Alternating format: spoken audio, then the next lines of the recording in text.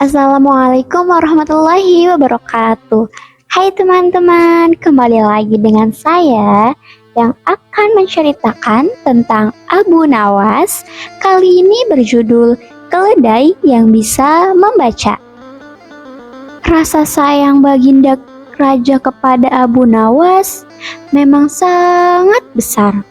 Berkat kecerdasannya, Abu Nawas kerap membantu Baginda memecahkan persoalan yang rumit. Terkadang, Abu Nawas juga bisa menasehati tanpa membuat Baginda merasa tersinggung. Kemampuan itu sering membawa keuntungan bagi Abu Nawas.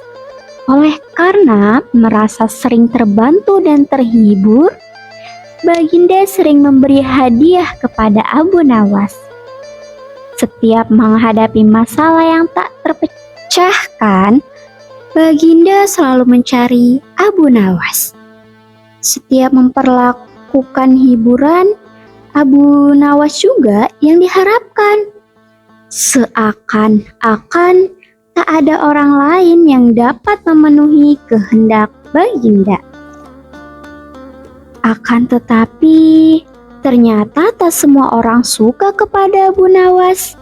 Kecintaan Baginda kepada Abu Nawas rupanya membuat orang lain iri. Salah seorang menteri yang bekerja di istana iri pada Abu Nawas.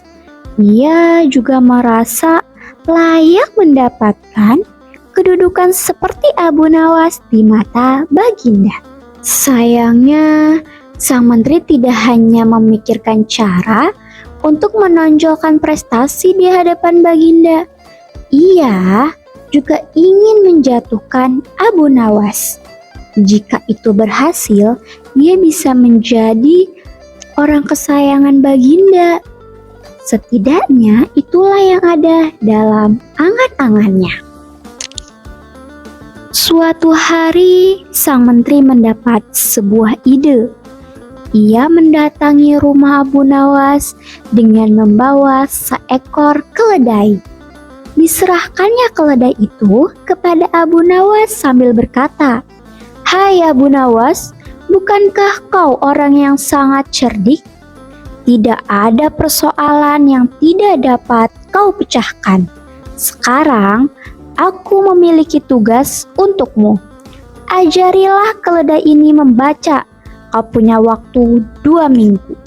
Setelah itu, aku akan kembali. Mau tidak mau, keledai ini harus sudah bisa membaca." Menteri itu langsung pergi tanpa mau mendengar jawaban dari Abu Nawas. Perintah tersebut memang mencurigakan. Menteri itu sudah bertindak semaunya sendiri. Abu Nawas curiga ada maksud tersembunyi dalam tugas ini. Karena itulah, Abu Nawas merasa perlu berjaga-jaga. Dia tidak akan membiarkan orang lain mendapat kesempatan untuk merugikannya. Meskipun begitu, bukan hal mudah untuk mengajari keledai membaca. Abu Nawas harus berpikir keras untuk mencari caranya. Pertama, ia mencoba mengenalkan keledai itu dengan buku. "Hai keledai baik, kau pasti mau membantuku, bukan?" kata Abu Nawas sambil membelai leher keledai. "Aku harus mengajarimu membaca. Bersikaplah baik untuk membantuku ya."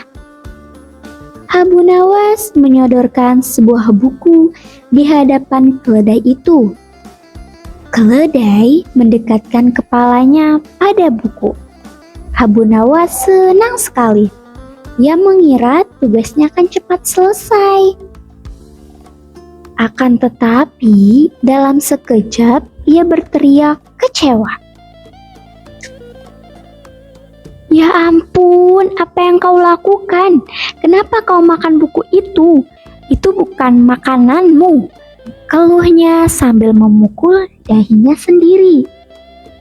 "Nah, sekarang kau memuntahkannya. Tentu saja rasanya tak enak. Ya memang bukan makanan. Abu Nawas mencoba mencari cara lain. Ia menulis sebuah huruf besar-besar. Ia menunjukkannya di hadapan keledai. Kali ini tulisannya tak terlalu dekat agar kertasnya tak dimakan lagi. Coba kau lihat ke sini. Ini adalah huruf A. Apa kau bisa mengingatnya? A. Meh, keledai itu bersuara. Bukan A. Bu Nawas membuka mulutnya lebar. Meh, keledai itu tak lagi memandang Abu Nawas. Ia memakan biji gandum yang berserakan di tanah. Percuma saja mengajarimu. Pantas orang berkata bahwa orang bodoh itu seperti keledai. Abu Nawas terdiam sejenak setelah mengatakan itu. Sepertinya ungkapan kekesalannya itu mendatangkan satu ide. 2 minggu berlalu. Abu Nawas mendapat panggilan dari istana. Di sana, ia bertemu menteri yang menunggunya di hadapan Baginda Raja.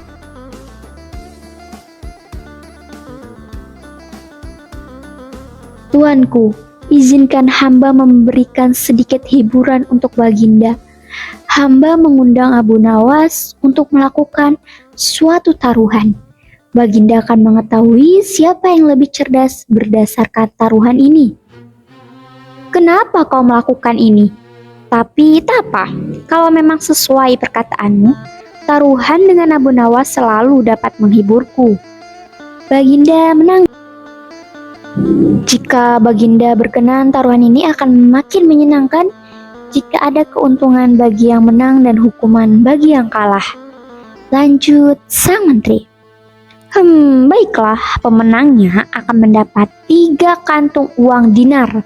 Tapi bagi yang kalah akan mendapat hukuman penjara 3 bulan. Sekarang katakan, apakah taruhan yang kau maksud? Sesungguhnya hamba telah menyerahkan seekor keledai kepada Abu Nawas. Hamba memintanya mengajari keledai itu membaca. Sekarang ia harus membuktikan hasilnya. Baginda kaget mendengar perkataan sang menteri. Ia tidak menyangka ada ide seperti itu.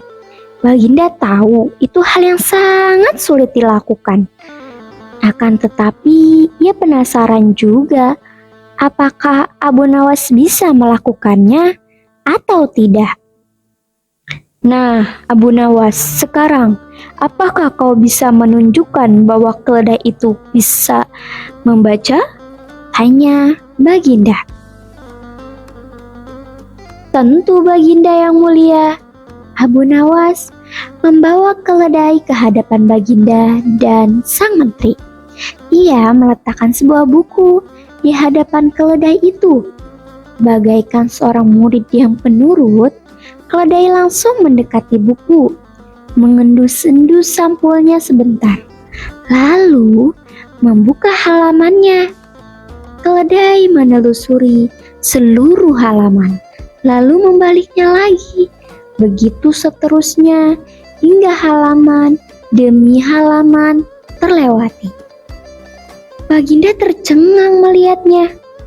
Adapun sang menteri kebingungan bukan kepalang. Ia tak menyangka taruhannya dapat dikalahkan. Nah, Baginda telah melihatnya sendiri. Keledai ini benar-benar bisa membaca, kata Abu Nawas. Kau benar, Abu Nawas.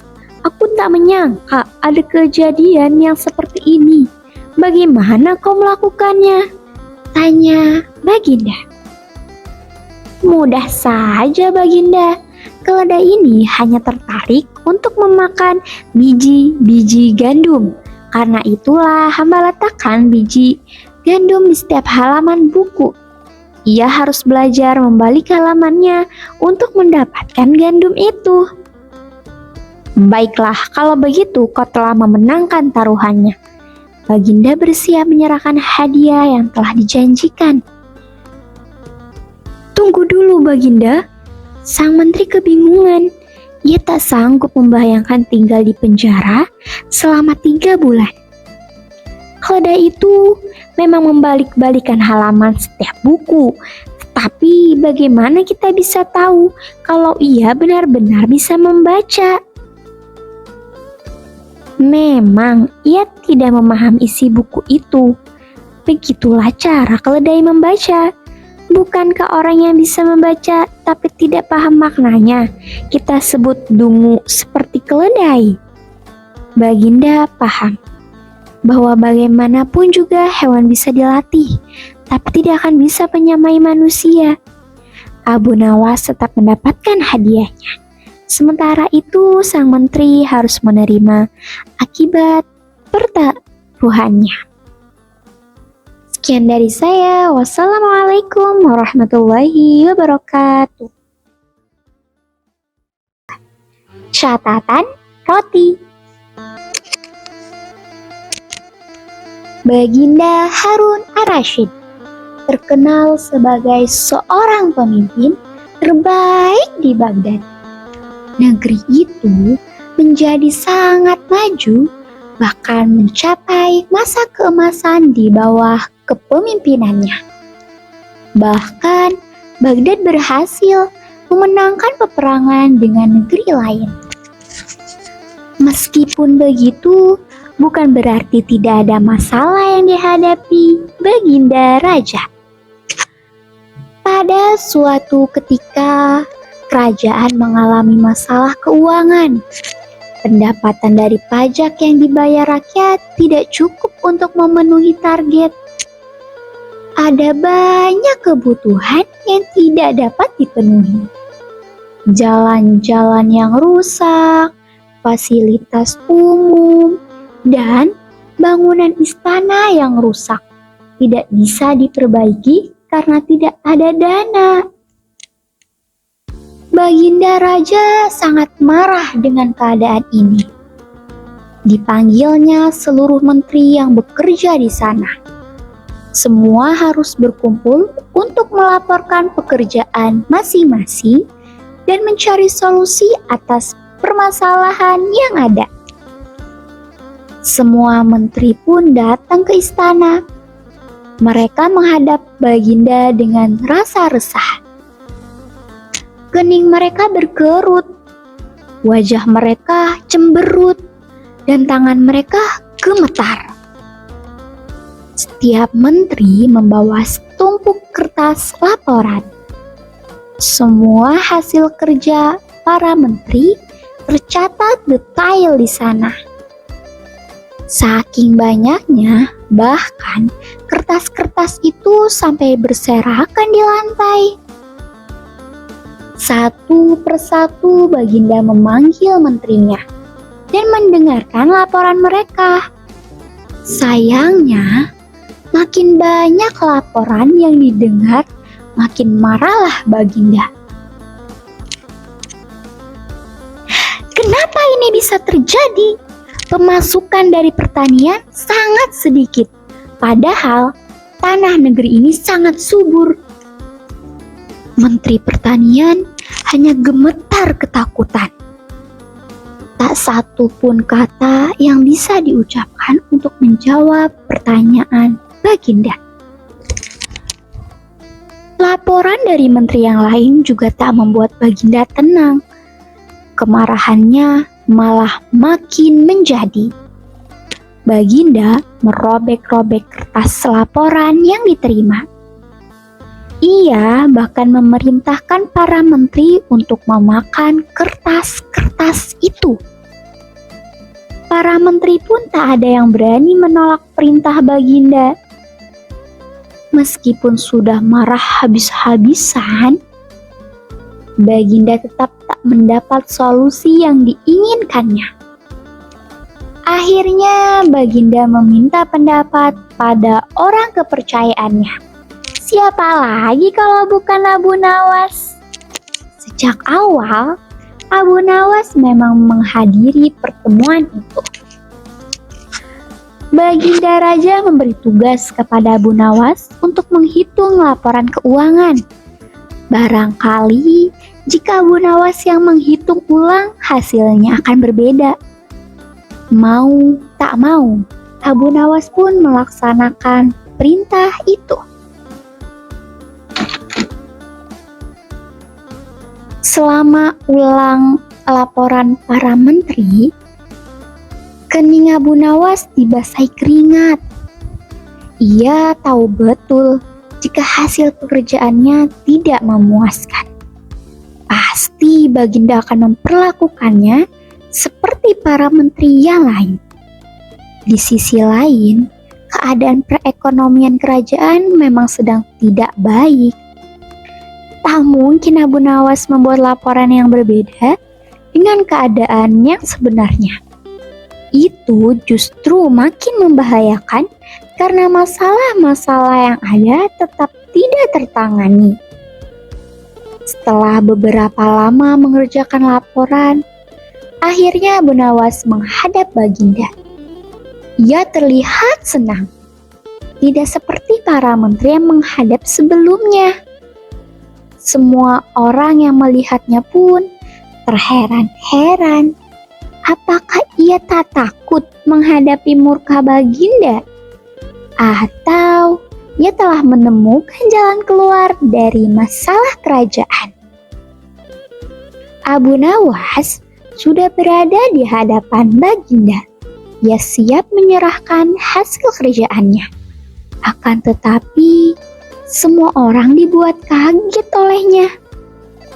Bukannya membawa setupuk kertas laporan, Abu Nawas malah membawa sekarung roti. "Apa ini, Abu Nawas?" Baginda bertanya dengan suara keras. "Ini roti, Baginda," jawab Abu Nawas tenang. "Aku tahu itu. Tapi kenapa kau bawa roti itu kepadaku? Apa kau akan menyuapku? Kau pikir roti itu bisa meredam amarahku?" "Ampun Baginda, bukan begitu maksud hamba. Sesungguhnya seluruh laporan yang hamba kerjakan tertulis di roti ini." Semua orang makin terkejut. "Jelaskan padaku, apa maksudmu? Apakah dengan menulis laporan di roti hasilnya bisa berbeda?" "Sekali lagi ampuni hamba, Baginda yang mulia." Hamba yakin Baginda sepakat bahwa usia hamba tak muda lagi. Tak mungkin hamba kuat memakan kertas seperti para menteri sebelumnya. Karena itulah hamba menyerahkan laporan dalam roti ini. Hamba siap dihukum dengan memakan roti ini. Baginda Raja terdiam mendengar perkataan Abu Nawas. Ia menyadari perlakuannya kepada para menteri sangat tidak baik. Kemarahannya sama sekali tak menghasilkan jalan keluar. Akhirnya, Raja mulai berdiskusi dengan cara yang baik bersama para menteri untuk memecahkan masalah yang terjadi pada rakyatnya. Sekian dan terima kasih. Wassalamualaikum warahmatullahi wabarakatuh.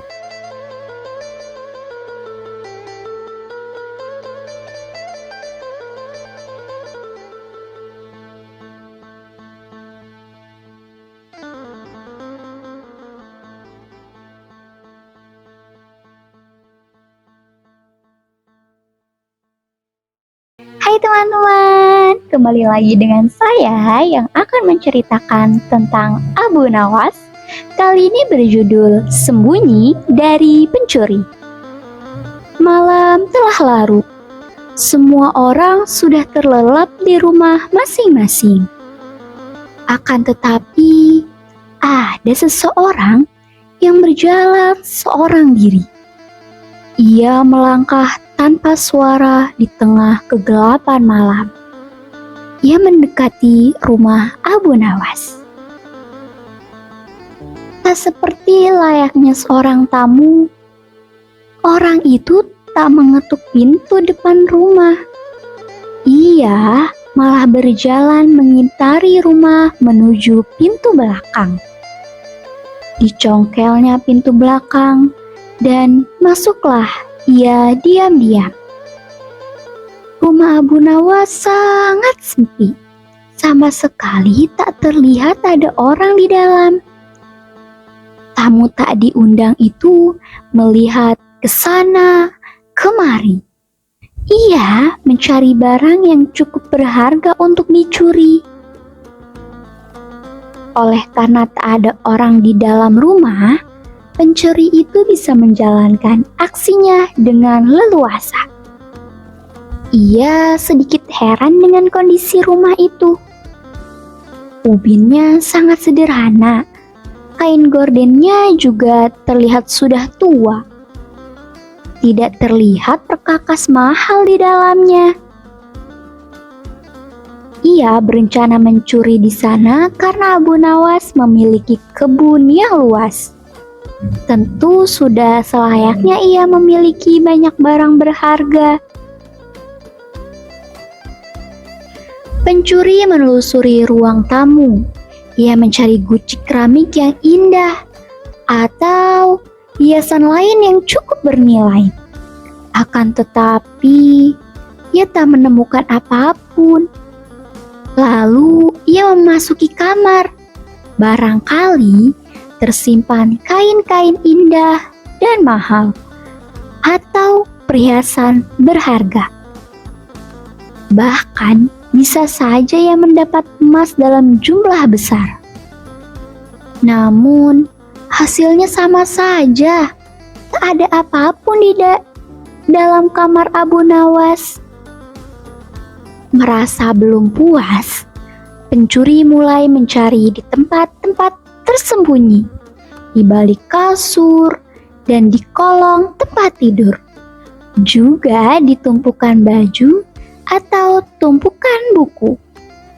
Semua tempat yang terlihat olehnya sudah diperiksa. Hasilnya sama, yaitu nihil. Sudah 1 jam pencuri mencari ke sana ke sini.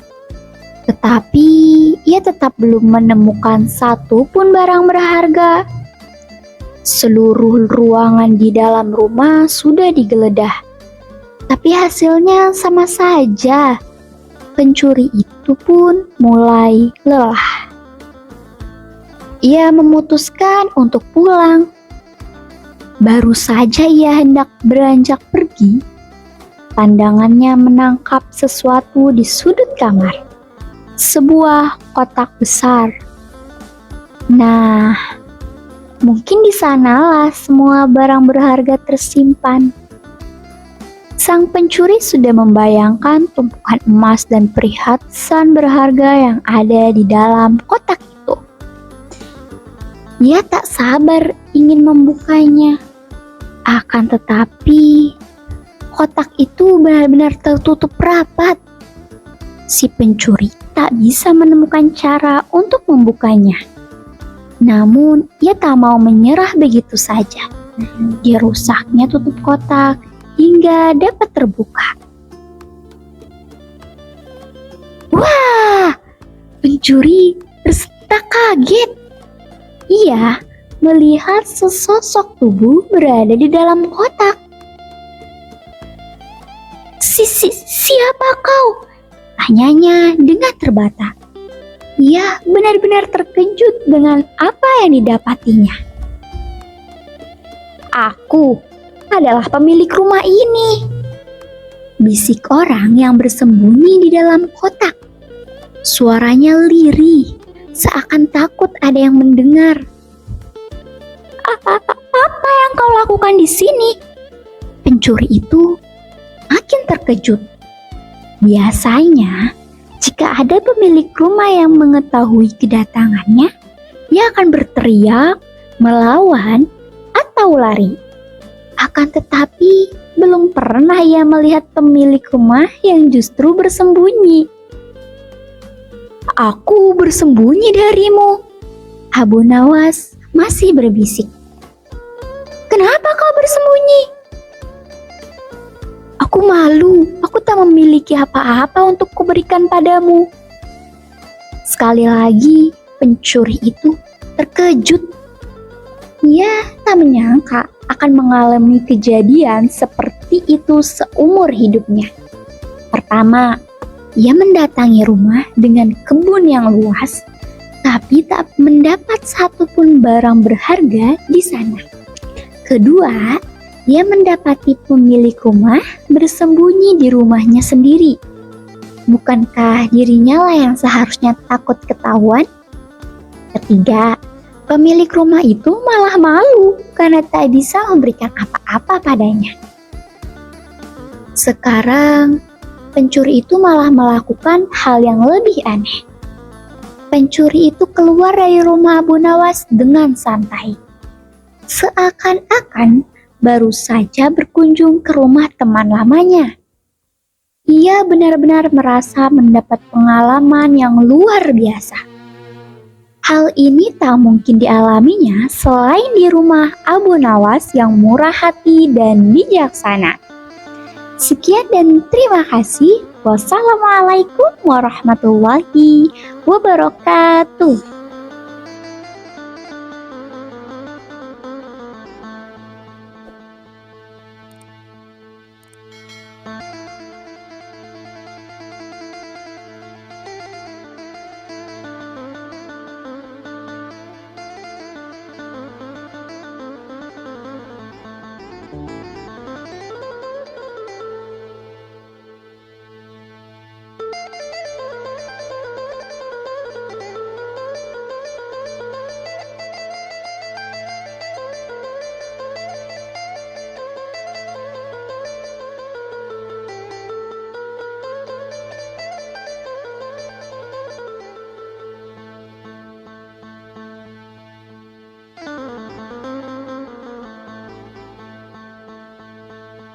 Yang kali ini tentang sebuah teka-teki yang berjudul Mana yang lebih dulu?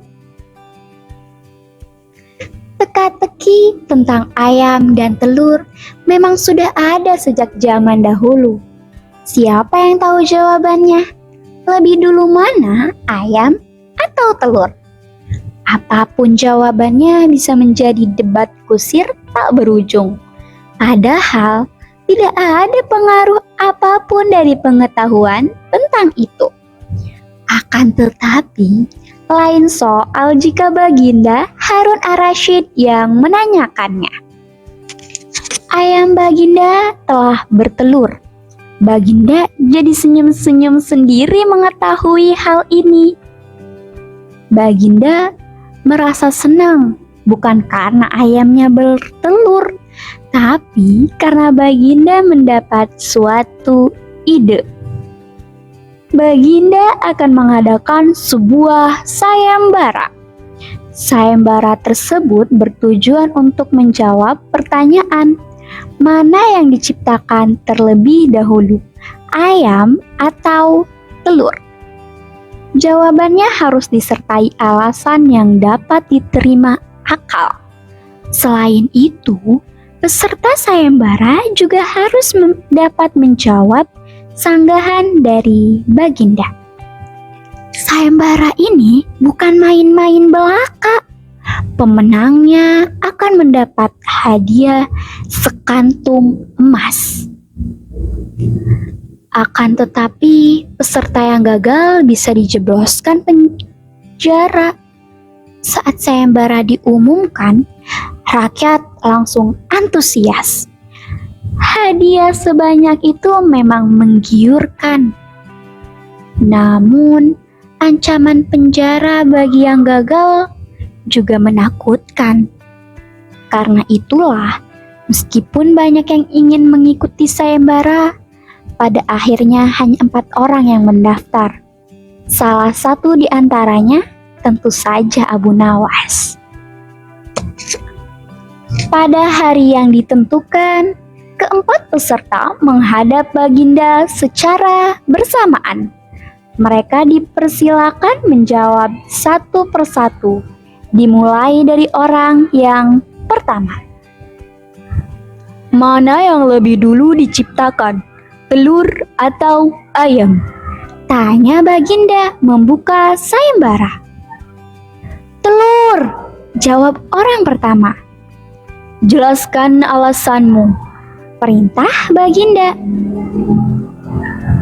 Jika ayam lebih dulu, itu tidak mungkin karena ayam berasal dari telur, katanya. Kalau telur lebih dulu, lalu siapa yang mengeraminya? Tanya Baginda. Peserta pertama langsung pucat pasi. Ia tak tahu bagaimana harus menjawab. Bukankah telur yang tak dikerami tak akan bisa menetes jadi ayam? Tanpa ampun, peserta pertama mendapat hukuman. Ia dimasukkan ke dalam penjara. Giliran peserta kedua menjawab pertanyaan. Mana yang lebih dulu diciptakan, ayam atau telur? Tanya Baginda. Menurut hamba, keduanya diciptakan bersamaan. Baginda yang mulia, jawabnya. Kenapa?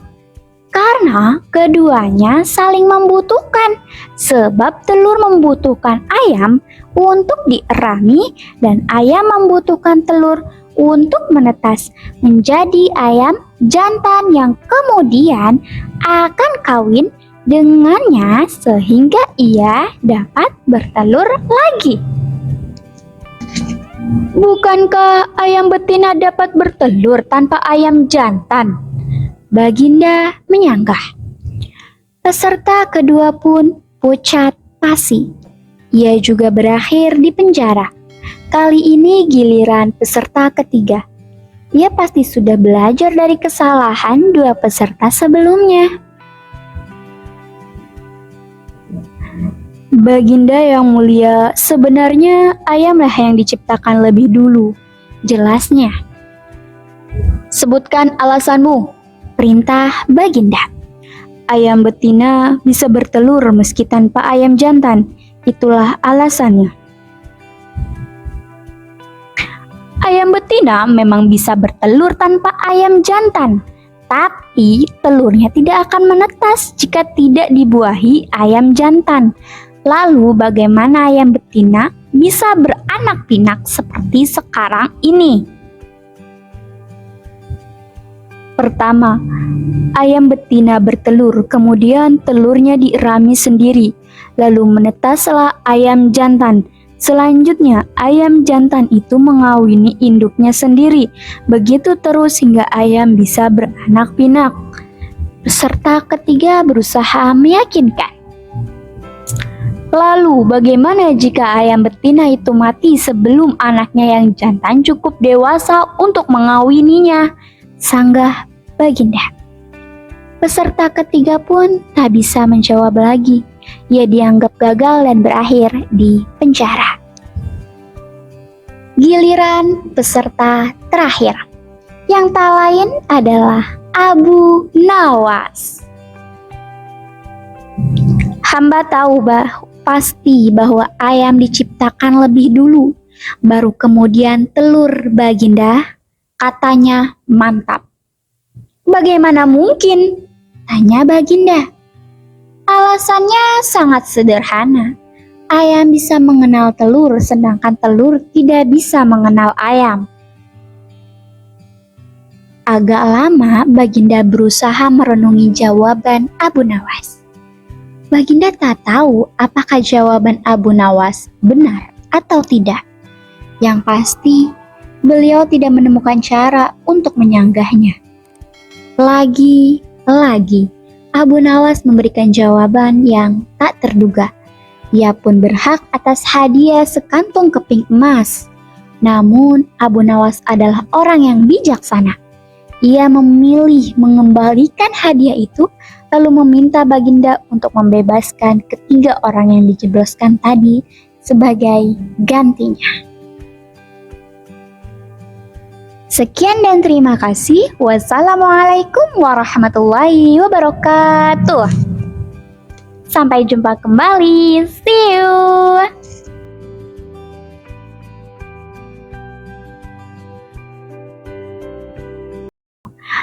Lomba berburu.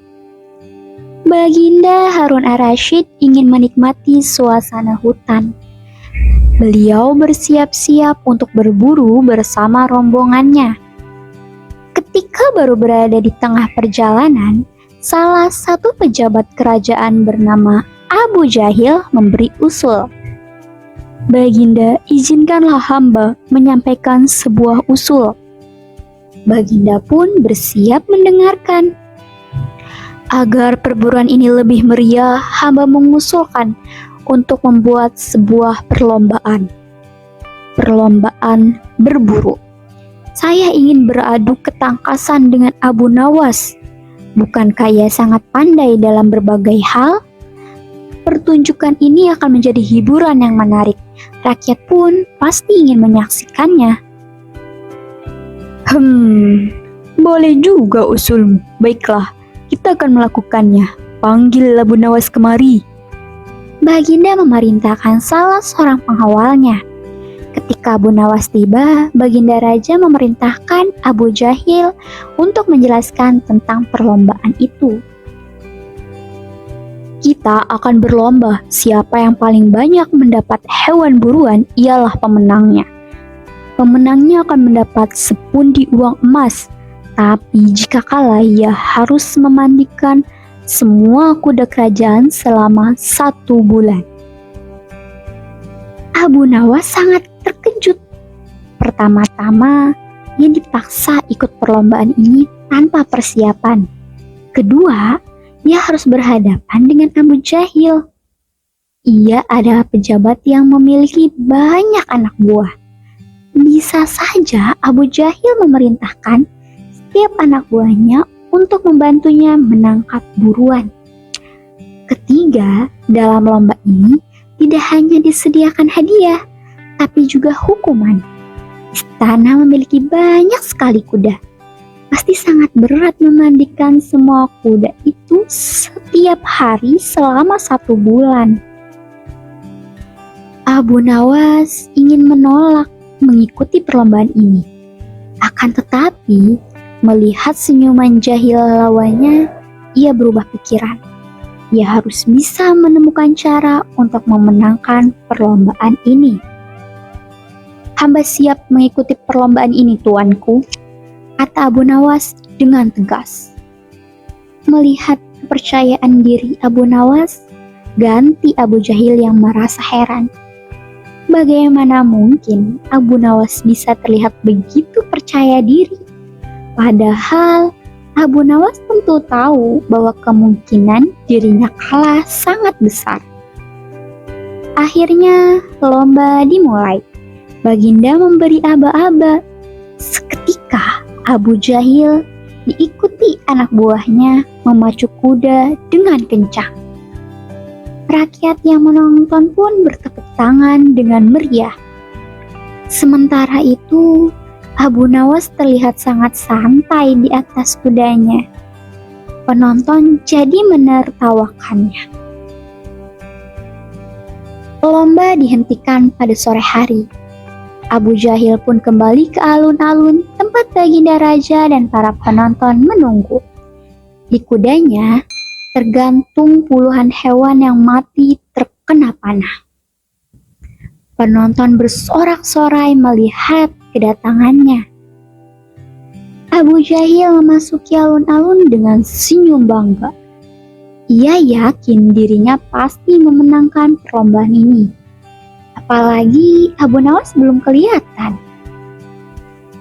Beberapa saat kemudian, ketika Abu Nawas datang, suasana berubah. Banyak penonton yang terdiam keheranan. Tapi tak sedikit pula yang tertawa keras-keras. Suara tawa Abu Jahil terkenal paling keras. Hahaha, mana hewan buruanmu Abu Nawas? Kenapa tak ada seekor pun yang kau bawa? Apakah seluruh hewan di hutan itu telah habis terkena panahku? Seloroh Abu Jahil dengan sombong. Baginda yang mulia, maafkan hamba, tapi sudah jelas bahwa hambalah yang memenangkan perlombaan ini.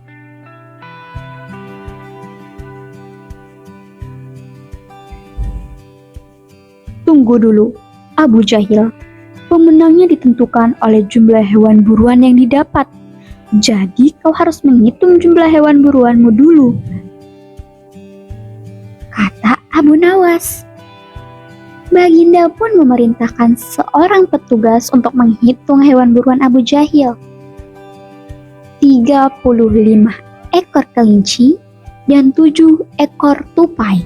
Petugas itu memberi pengumuman. kalau begitu sekarang hitung hewan yang kudapat. Abu Nawas mengeluarkan sebatang bambu. Ia mendekati petugas dan Abu Jahil, lalu membuka tutup bambu. Begitu tutup bambu terbuka, Abu Jahil langsung jatuh pingsan. Kita bisa membayangkan harus memandikan seluruh kuda istana selama sebulan. Di dalam bambu itu keluar segerombolan semut yang jumlahnya ribuan. Abu Nawas tidak salah. Bukankah tidak ada peraturan tentang jenis hewan buruan yang harus ditangkap? Lagi dan lagi, Abu Nawas berhasil menang dengan kecerdikannya. Sekian dan terima kasih. Wassalamualaikum warahmatullahi wabarakatuh. Assalamualaikum warahmatullahi wabarakatuh. Hai teman-teman, kembali lagi dengan saya yang akan menceritakan tentang Abu Nawas yang kali ini berjudul Hadiah dari Raja untuk para Tahanan. Hari ini adalah hari pertama di tahun yang baru. Seluruh rakyat merayakannya dengan penuh kegembiraan. Raja mengadakan pertunjukan gratis yang bisa dinikmati oleh seluruh rakyatnya. Di sela-sela kegembiraan itu, Raja ingat sebagian rakyatnya yang hidup di penjara. Raja ingin rakyatnya yang ada di penjara juga merasakan kegembiraan yang sama. Raja dan para pengawalnya pergi ke tempat para tahanan. Raja lalu mengumumkan sebuah berita gembira. Raja memberi potongan hukuman bagi semua tahanan. Mereka menerima potongan berupa setengah dari sisa masa tahanannya. Tahanan yang harus menjalani hukumannya 10 tahun lagi akan menjalani hukuman 5 tahun saja.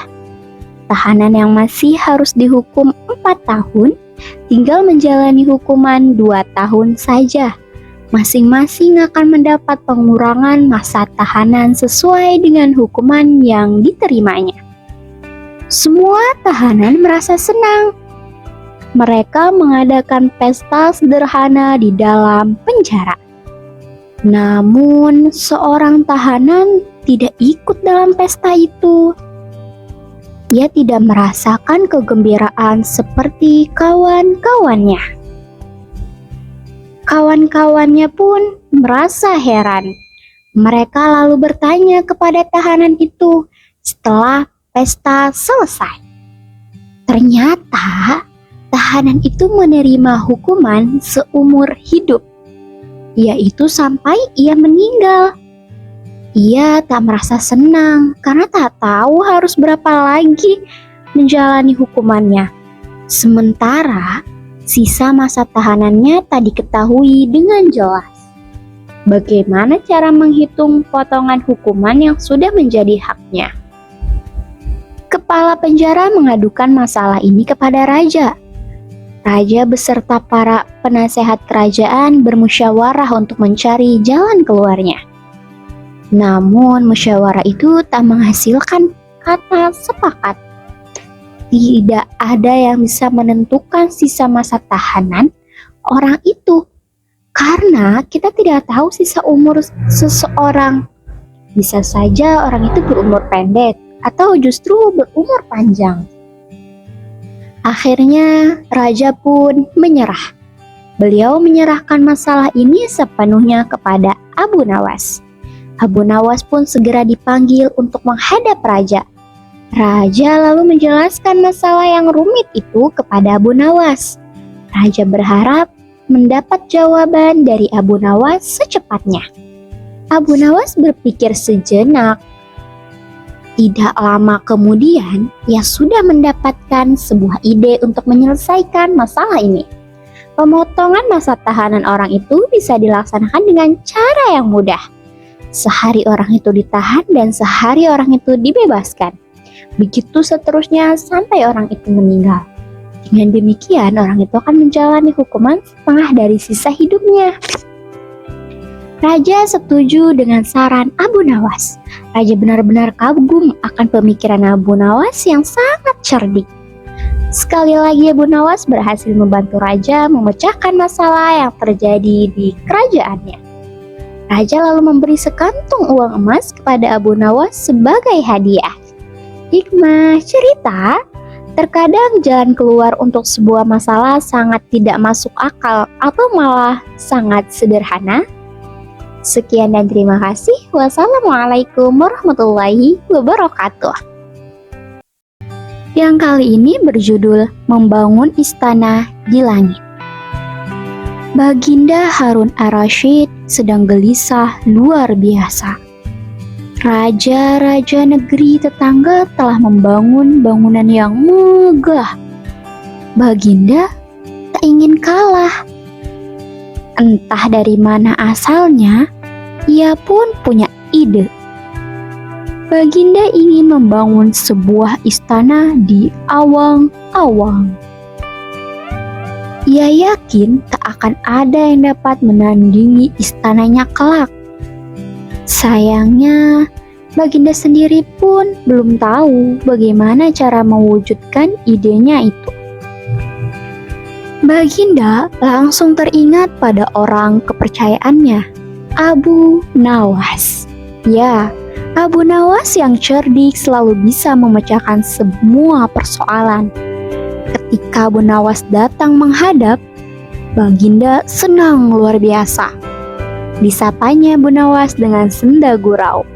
Setelah itu barulah Baginda mengungkapkan keinginannya. Aku sangat ingin membangun istana di awang-awang. Apakah menurutmu itu mungkin, Abu Nawas? Tidak ada yang tidak mungkin di dunia ini, Baginda. Abu Nawas berusaha memahami keinginan Baginda. Baiklah, kalau menurutmu begitu, kuserahkan tugas ini seluruhnya padamu. Perintah Baginda. Abu Nawas terkejut. Ia tak menyangka dirinya akan termakan ucapannya sendiri. Sekarang Abu Nawas bingung. Bagaimana cara memenuhi perintah Baginda? Sejak kembali dari istana, tak ada yang dilakukan Abu Nawas, kecuali memikirkan jalan keluar masalahnya. Terkadang Abu Nawas duduk sambil melamun. Terkadang ia berbaring, tapi tak dapat tidur. Berjalan mondar-mandir pun tak membuahkan hasil. Hanya ada satu hal yang berputar-putar di kepala Abu Nawas. Bagaimana cara membuat istana yang melayang? Abu Nawas melihat sekeliling. Ia mencari benda yang dapat melayang. Namun tak ada satupun benda seperti itu di rumahnya. Abu Nawas keluar rumah. Ia memandangi langit beberapa saat.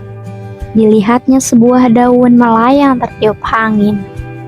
Hanya beberapa saat sebelum daun itu jatuh menyentuh tanah, Abu Nawas menyadari bahwa semua benda yang melayang pasti akan segera jatuh ke tanah.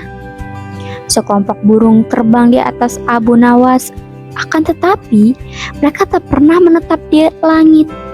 Burung-burung itu bisa bergerak di awang-awang saat mengepakkan sayapnya. Setelah itu, mereka akan kembali ke sarang.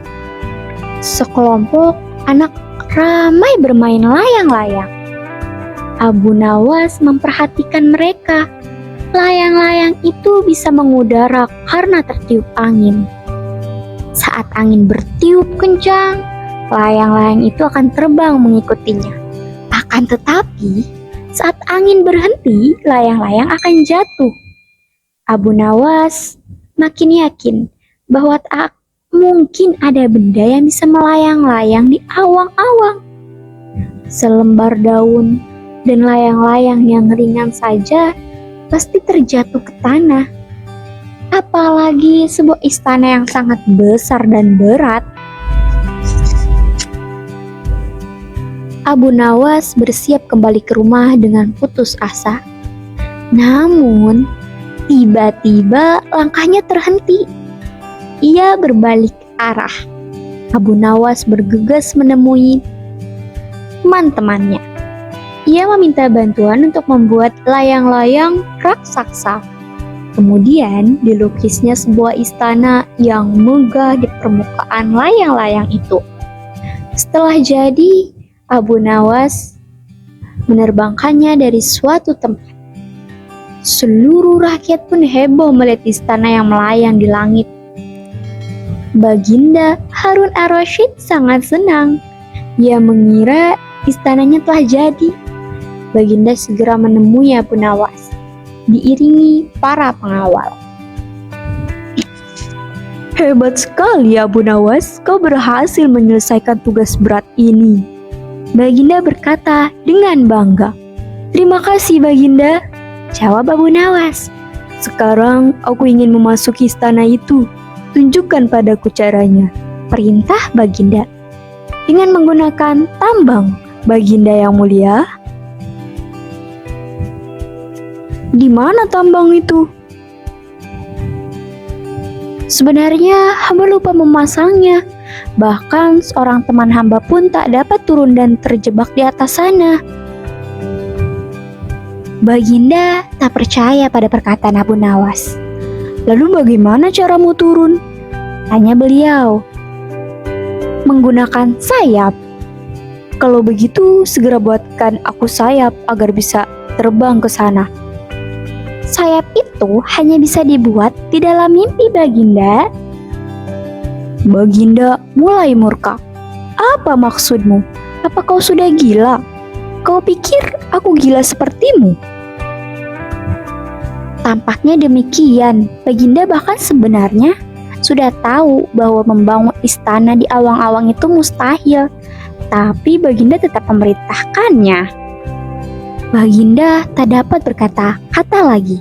Beliau segera kembali ke istana tanpa menoleh sedikit pun pada Abu Nawas. Assalamualaikum warahmatullahi wabarakatuh. Lomba berburu. Baginda Harun ar-Rasyid ingin menikmati suasana hutan. Beliau bersiap-siap untuk berburu bersama rombongannya. Ketika baru berada di tengah perjalanan, salah satu pejabat kerajaan bernama Abu Jahil memberi usul. Baginda, izinkanlah hamba menyampaikan sebuah usul. Baginda pun bersiap mendengarkan. Agar perburuan ini lebih meriah, hamba mengusulkan untuk membuat sebuah perlombaan. Perlombaan berburu. Saya ingin beradu ketangkasan dengan Abu Nawas. Bukankah ia sangat pandai dalam berbagai hal? Pertunjukan ini akan menjadi hiburan yang menarik. Rakyat pun pasti ingin menyaksikannya. Boleh juga usulmu. Baiklah, kita akan melakukannya. Panggil Abu Nawas kemari. Baginda memerintahkan salah seorang pengawalnya. Ketika Abu Nawas tiba, Baginda Raja memerintahkan Abu Jahil untuk menjelaskan tentang perlombaan itu. Kita akan berlomba, siapa yang paling banyak mendapat hewan buruan ialah pemenangnya. Pemenangnya akan mendapat sepundi uang emas, tapi jika kalah ia harus memandikan semua kuda kerajaan selama 1 bulan. Abu Nawas sangat terkejut. Pertama-tama, ia dipaksa ikut perlombaan ini tanpa persiapan. Kedua, ia harus berhadapan dengan Abu Jahil. Ia adalah pejabat yang memiliki banyak anak buah. Bisa saja Abu Jahil memerintahkan setiap anak buahnya untuk membantunya menangkap buruan. Ketiga, dalam lomba ini tidak hanya disediakan hadiah, tapi juga hukuman. Istana memiliki banyak sekali kuda. Pasti sangat berat memandikan semua kuda itu setiap hari selama 1 bulan. Abu Nawas ingin menolak mengikuti perlombaan ini. Akan tetapi, melihat senyuman Jahil lawannya, ia berubah pikiran. Ia harus bisa menemukan cara untuk memenangkan perlombaan ini. Hamba siap mengikuti perlombaan ini, tuanku, kata Abu Nawas dengan tegas. Melihat kepercayaan diri Abu Nawas, ganti Abu Jahil yang merasa heran. Bagaimana mungkin Abu Nawas bisa terlihat begitu percaya diri? Padahal Abu Nawas tentu tahu bahwa kemungkinan dirinya kalah sangat besar. Akhirnya lomba dimulai. Baginda memberi aba-aba. Seketika Abu Jahil diikuti anak buahnya memacu kuda dengan kencang. Rakyat yang menonton pun bertepuk tangan dengan meriah. Sementara itu, Abu Nawas terlihat sangat santai di atas kudanya. Penonton jadi menertawakannya. Lomba dihentikan pada sore hari. Abu Jahil pun kembali ke alun-alun tempat Baginda Raja dan para penonton menunggu. Di kudanya tergantung puluhan hewan yang mati terkena panah. Penonton bersorak-sorai melihat kedatangannya. Abu Jahil memasuki alun-alun dengan senyum bangga. Ia yakin dirinya pasti memenangkan perlombaan ini. Apalagi Abu Nawas belum kelihatan. Beberapa saat kemudian, ketika Abu Nawas datang, suasana berubah. Banyak penonton yang terdiam keheranan. Tapi tak sedikit pula yang tertawa keras-keras. Suara tawa Abu Jahil terkenal paling keras. Hahaha, mana hewan buruanmu Abu Nawas? Kenapa tak ada seekor pun yang kau bawa? Apakah seluruh hewan di hutan itu telah habis terkena panahku? Seloroh Abu Jahil dengan sombong. Baginda yang mulia, maafkan hamba, tapi sudah jelas bahwa hambalah yang memenangkan perlombaan ini.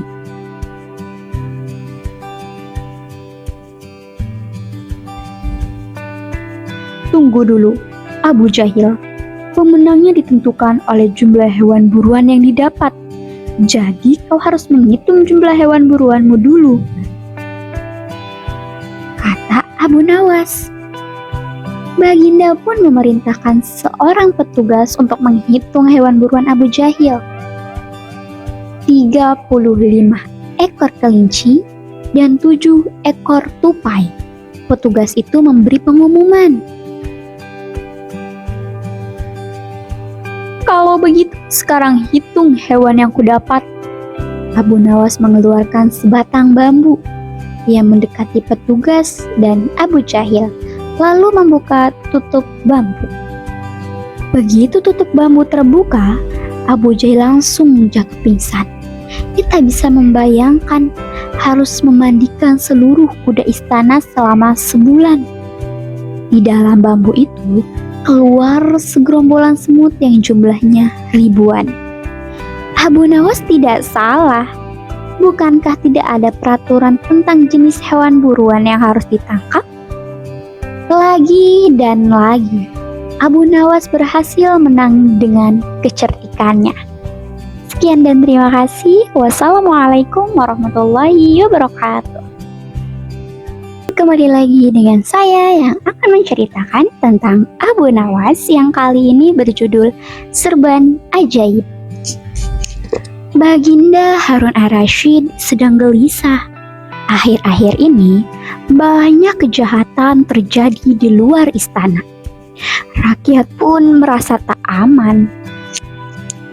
Setelah diselidiki, ternyata sumber kejahatan itu bukan dari luar, melainkan dari dalam istana sendiri. Baginda merasa makin gelisah. Ia perhatikan setiap menteri yang bekerja padanya. Semua menteri itu terlihat patuh dan setia. Bagaimana mungkin mereka melakukan sesuatu yang merugikan kerjaannya? Meskipun begitu, Baginda tak ingin menutup mata. Beliau harus menindaklanjuti hasil penyelidikan. Kini, Baginda mencari cara untuk mengetahui siapa di antara para menterinya yang tidak setia.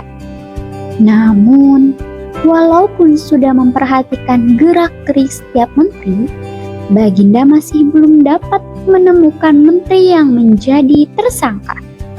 Akhirnya, Baginda menyerah. Beliau pun memanggil Abu Nawas untuk dimintai tolong. Wahai Abu Nawas, sesungguhnya akhir-akhir ini kerajaan sedang tidak aman. Rakyat sedang gelisah. Aku merasa ada yang salah dengan caraku memimpin. Ampun, Baginda yang mulia, apakah yang dapat hamba bantu? Tanya Abu Nawas. Aku merasa perlu untuk menyelidiki para menteri.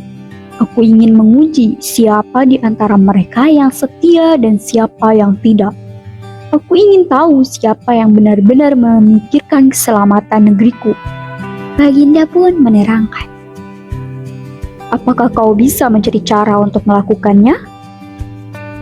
Baiklah Baginda, mohon berikan hamba waktu sehari untuk memikirkan caranya. Jawab Abu Nawas. Setelah pulang dari istana, Abu Nawas terus memikirkan cara untuk melaksanakan permintaan Baginda. Dia memikirkan satu cara dan lainnya. Akan tetapi, rupanya permintaan kali ini tak mudah. Sampai malam hari, Abu Nawas belum menemukan cara yang tepat. Akhirnya, Abu Nawas pun tertidur. Tepat ketika subuh, Abu Nawas terbangun. Ia bersegera sholat. Saat itu, ia melihat sebuah serban. Abu Nawas hendak memakai serban tersebut, tapi segera dibatalkannya. Serban itu ternyata sangat bau. Memang, serban itu sudah lama tak dicuci istri Abu Nawas. Abu Nawas pun mendapat ide. Ia segera bersiap-siap, lalu bergegas ke istana. Di hadapan Baginda, Abu Nawas menceritakan sebuah rencana. Tak lama kemudian, Baginda segera memanggil kelima menterinya. Pada mereka, Baginda memberikan sebuah perintah. Sesungguhnya aku telah menerima sebuah hadiah istimewa dari negeri sahabat.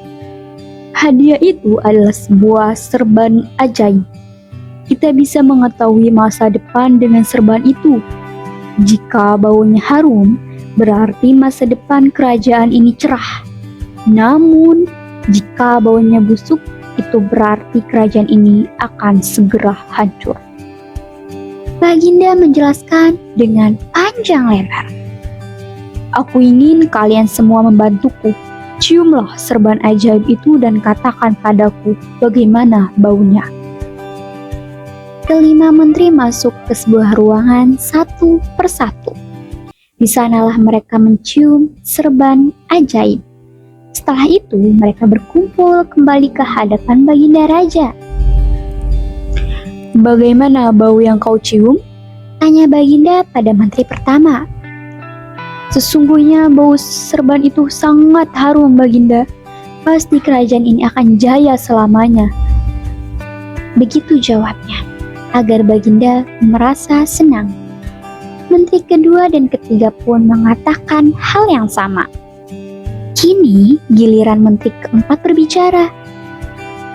Ampun Baginda yang mulia, hamba mencium bau yang sangat tidak sedap dari serban itu.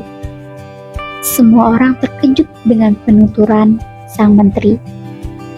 Ternyata menteri kelima pun mengatakan bahwa serban itu berbau busuk.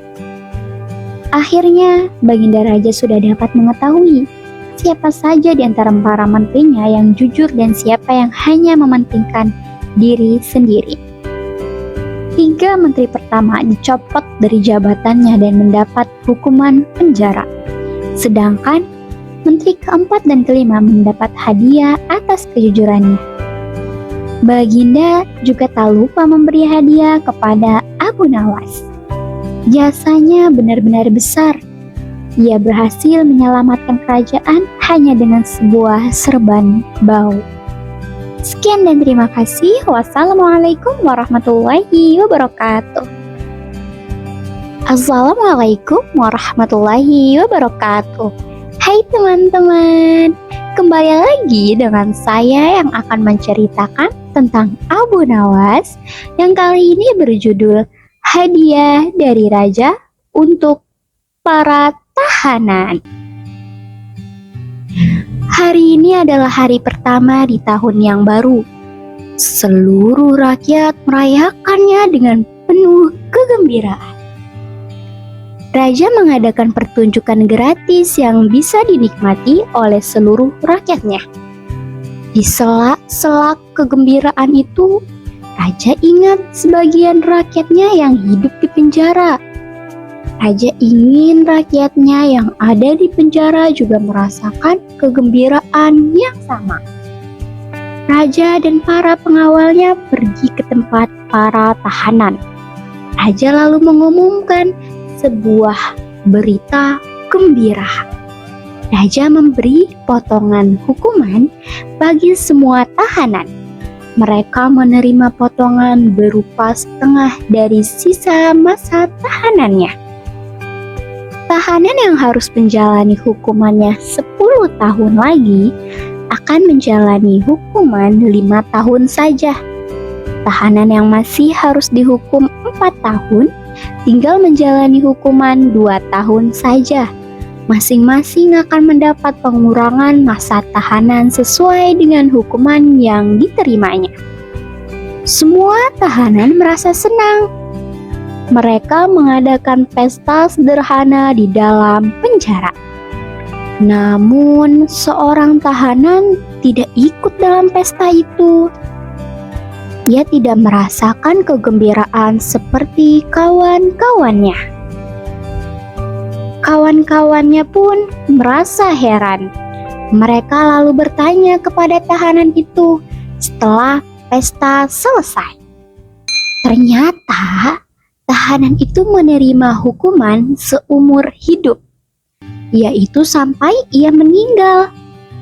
Ia tak merasa senang karena tak tahu harus berapa lagi menjalani hukumannya. Sementara sisa masa tahanannya tak diketahui dengan jelas. Bagaimana cara menghitung potongan hukuman yang sudah menjadi haknya? Kepala penjara mengadukan masalah ini kepada raja. Raja beserta para penasehat kerajaan bermusyawarah untuk mencari jalan keluarnya. Namun musyawarah itu tak menghasilkan kata sepakat. Tidak ada yang bisa menentukan sisa masa tahanan orang itu, karena kita tidak tahu sisa umur seseorang. Bisa saja orang itu berumur pendek atau justru berumur panjang. Akhirnya raja pun menyerah. Beliau menyerahkan masalah ini sepenuhnya kepada Abu Nawas. Abu Nawas pun segera dipanggil untuk menghadap raja. Raja lalu menjelaskan masalah yang rumit itu kepada Abu Nawas. Raja berharap mendapat jawaban dari Abu Nawas secepatnya. Abu Nawas berpikir sejenak. Tidak lama kemudian, ia sudah mendapatkan sebuah ide untuk menyelesaikan masalah ini. Pemotongan masa tahanan orang itu bisa dilaksanakan dengan cara yang mudah. Sehari orang itu ditahan dan sehari orang itu dibebaskan. Begitu seterusnya sampai orang itu meninggal. Dengan demikian, orang itu akan menjalani hukuman setengah dari sisa hidupnya. Raja setuju dengan saran Abu Nawas. Raja benar-benar kagum akan pemikiran Abu Nawas yang sangat cerdik. Sekali lagi Abu Nawas berhasil membantu raja memecahkan masalah yang terjadi di kerajaannya. Raja lalu memberi sekantung uang emas kepada Abu Nawas sebagai hadiah. Hikmah cerita, terkadang jalan keluar untuk sebuah masalah sangat tidak masuk akal atau malah sangat sederhana. Sekian dan terima kasih. Wassalamualaikum warahmatullahi wabarakatuh.